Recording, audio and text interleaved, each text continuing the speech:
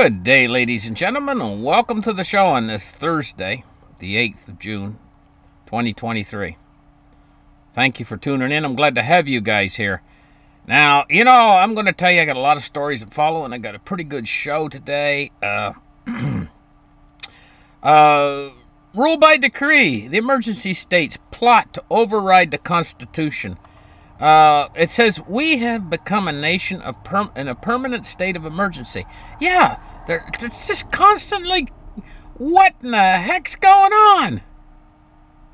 Yeah, first we went through all this COVID crisis, and it lasted for years. And ever since COVID, there's been just one emergency after another, whether it's the weather, whether it's forest fires or storms, hailstorms, tornadoes, earthquakes. It's just constant barrage of stuff. And does anybody except me notice that? What's going on with this? There's another thing I'm noticing, and this is on a personal level. It seems like time is moving faster than it used to. Maybe we're going through an area of space where time is different or something. Because the days just are going by like bing, bing, bing, bing, bing, bing, bing. Didn't seem like it used to be that way. And the sun. It used to seem like, I remember when I was a kid, growing up and stuff. The sun, and this is how kids draw the sun. If you ask kids to draw the sun, they draw a circle and then they color it in with crayons as being yellow. Sun's not yellow anymore, it's white. What's going on with that? And anyway, there's a barrage of news coming. I really have a hard time. I invest about 4 hours a day trying to keep up with the news that's actually happening, because it's coming in such a flood now that we don't even pay attention to what used to be a big story that we'd all follow. Now there's so many big stories coming in so fast that our brains can't take it in. It's like there's a quickening going on here. Anyway, reading down on this article, now you see there's a picture here. It shows the Constitution burning. And yeah, I mean it's like this. Where did I see it here? Let me look down. Talking about this article about how this ongoing madness that's going on. Where I was reading it here about. Oh, just give me a second, guys. This is a long article, and I remember reading something here that really rung a bell with me in a serious way. About how there's just constant barrage that we're being affected with of this negativity that's making us forget our values and our morals and everything else. And it's like there's so much information coming in, and in the end, if you get too much information coming in, what happens is you can't qualify any information. You end up turning just to stuff that doesn't make any sense. Stuff like people falling and, just this nonsense stuff. Because you get to the end where you feel like you can't trust in the real stories. And so you start turning to entertainment type things. The things that just divert your attention away. This is what typically ends up happening. And so in the end, our values just go down the drain. Okay, what else is going on out there is huge chemical clouds in Russia. There's been another big thing happen in Russia right now with not in Russia but in Ukraine with a chemical pipeline in Ukraine that carries I guess it's an ingredient that they use in fertilizer. Here's a picture of it right here. And it's an ammonia leak on an ammonia pipeline, and you can see it's in the woods here, and it's making this huge area of woods filled with ammonia. But it's not going to get to where it needs to get to create fertilizer and things to feed 45 million people. That's gone. So now there's 45 million people who are not going to eat. because of this. Now, this is just another in a long line of attacks that have occurred very quickly now. These attacks are occurring. You guys all know it kind of started back with the... And nobody's claiming responsibility for these things. Nobody's saying, hey, we did it. And there's an awful long list of suspects of nation states and stuff that could have done it. They have the technology to do it. Yeah, the Russians have the technology to do this, but did they do it? The Ukrainians have technology. China has technology. The United States have technology. Great Britain has technology. Japan has technology. I mean, there's just... But one of the things that's very obvious is that this is turning into guerrilla warfare in Ukraine. That's obvious at this point. And it's inching us closer to World War III. Now, in other news, an Air India plane was flying to San Francisco. And it was forced to land in a remote town in Siberia after an engine failure. Now, I don't get this. You know, I mean, do you know how far apart San Francisco is and Siberia? How in the hell did they get to Siberia? If they're going to San Francisco. It's like halfway around, practically. Well, it's a long ways apart, those two places. So they ended up in Siberia, and now they need help because they're in a remote town in Siberia. Air India was forced to land in Siberia on Tuesday. The plane had to make an emergency landing after engine failure, Air India said. Passengers had to sleep on the floor of a school overnight.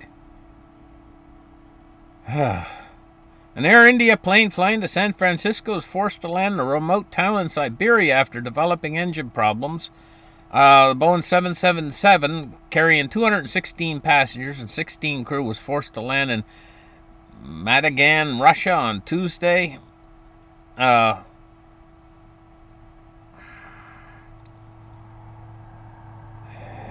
group is still waiting for a backup plane to pick them up and bring them to San Francisco, according to the statement. They're expected to leave on Wednesday evening. So, well, thank goodness, you know, that they didn't crash. You know, I'm going to tell you something.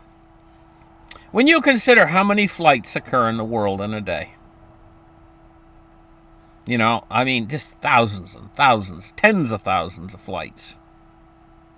And how often it's reported in the news that something goes seriously wrong with a flight. In other words, the plane blows up and it goes down, crashes, or whatever. It doesn't happen very often. Weeks, months go by before you get a big air crash. When you consider how many flights there are in a day and how few crashes there are, it's one of the safest ways to travel. You're in much more danger daily, and I know a lot of people are really frightened to fly. They're really scared to death to get on an airplane. But they're perfectly fine to take a taxi cab across town. You are in 1,000 times more danger in that taxi cab than you are on the airplane. Seriously. And that's logical. But it's not logical. People's fear of flying is not logical. And I know a lot of people are terrified to get on an airplane, but it's not logical. If they'd use their logic and common sense, that would tell them that it's actually one of the safer ways to travel. Here's another story right here. New York City is got these drug-infested areas, and they're putting the vending machines in for the drug people. And these vending machines are providing these people with, let me see, what does it say it's providing them with? And it's all free. They're providing them with crack pipes, Narcan, condoms, and also they're providing them with Noxolone, a drug that can reverse overdoses, fentanyl test strips, hygiene kits, safe sex kits, This is considered by health officials to be a first line of defense to combat the city's out of control drug overdose crisis. And so they're putting these vending machines in. Now, my viewpoint on this is I don't know whether this is a good thing or a bad thing. You know, maybe it will save a life.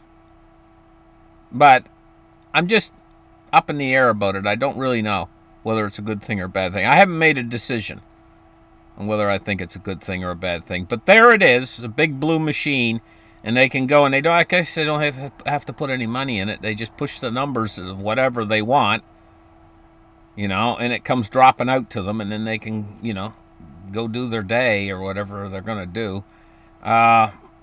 Now, taking a look at markets today, you know, we see a silver price is actually shooting up today, 63 cents up.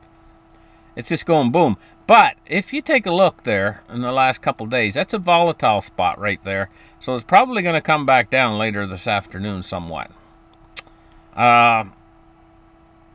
We see it did a spike up the other day, and that red line there, and then it tapered off. Now today it's going up a little bit higher, but we're probably going to see that spike back down again.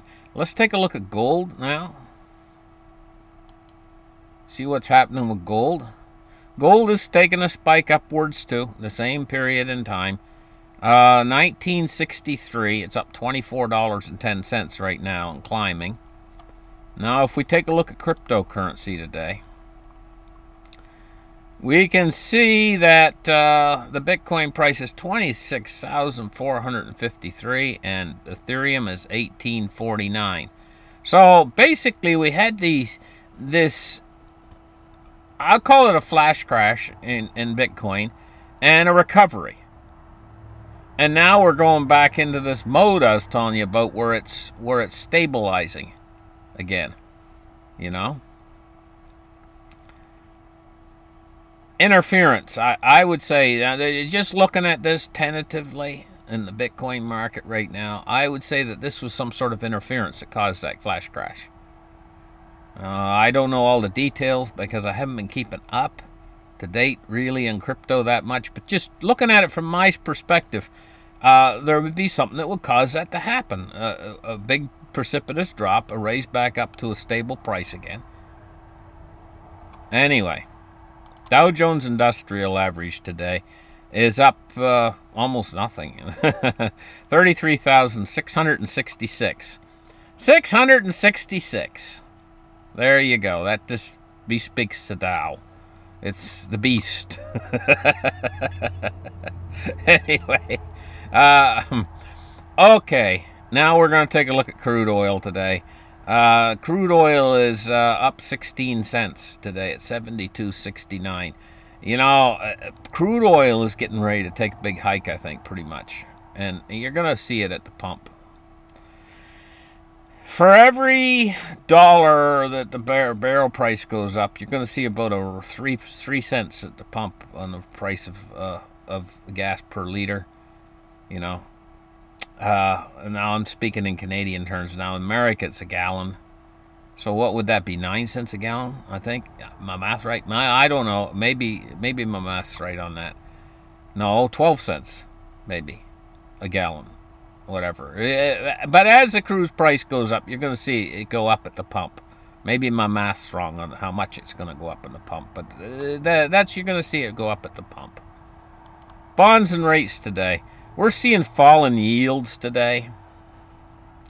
We're seeing 3 basis points on the 10-year down. 3.3 basis points at 3.75. And we're seeing the U.S. 30-year at 3.93, and it's down 1 basis point.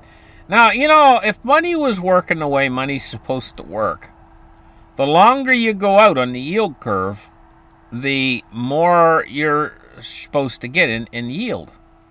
This is the way money's supposed to work. So the longer you're going to lend somebody some money, the more interest you're going to get back.